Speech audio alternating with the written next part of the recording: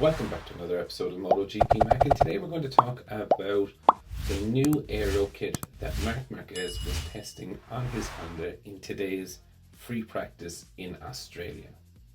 Now yesterday, Marquez did say that they were going to be trying some new parts for the 2023 Honda. And when the garage doors opened up this morning, people got a glimpse firsthand of what that Honda could look like. Now, the first thing that jumped out to me was not actually the front wing change, because we'd seen that front wing change already in Misano, but it was actually the front air scoop, and this was the front air scoop, or the air inlet, that Nakagami was testing in Misano, not Marquez.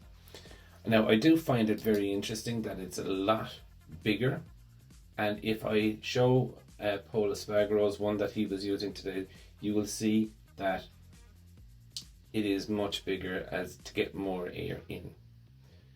Also, the front wing, you will see that it's kind of, but it's kind of drooping like the Aprilia one. It doesn't come out or forward, but it droops down like the Aprilia one, and it does have a two-tier wing within it.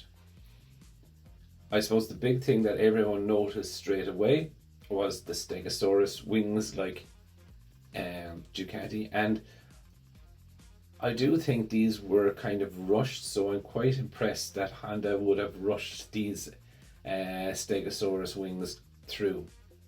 Now, as you can see with the Stegosaurus, they're practically identical copy of what Ducati are doing, to be fair. And Mark only rode with these on the aluminium chassis. Now, he did not use the Stegosaurus wings in FP2. He only used the front Aero kit. The other thing here that I was really impressed with was that Honda have also given or put on their own version of the downwash ducts on the front of it. So you'll see it here just under the Repsol, where it curves around and goes down. Now, it's not a fully encapsulated system like Ducati have, so this is quite interesting in the way that they're doing it. But again, it is showing massive progress for Honda to try and understand what exactly is going on, what is the best aero to start using, to think about. And I think it's a fundamental shift in the mentality of the Japanese. And what I mean by that is that they're starting to think about aero when designing the bike, not just doing what they normally do, i.e.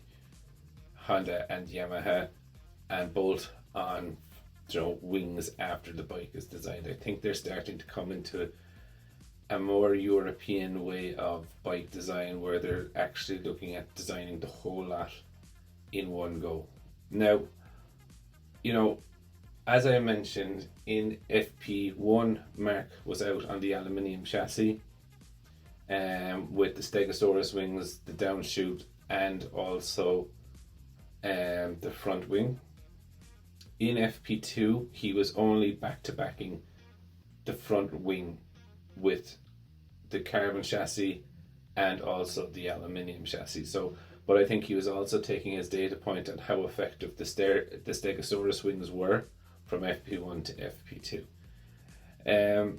He ended up in 6th position, which was not a bad day's work. He said that he's very happy with how things are going. And then Paul Espargaro, surprisingly enough, finished in the top 3. So it's definitely going to be interesting to see, does this wing stay on Mark's bike? Does he start to bring those in a couple of races before the end of the year? But definitely love to know what your thoughts are. I know Jake is going to turn around and say, Honda are copying everybody.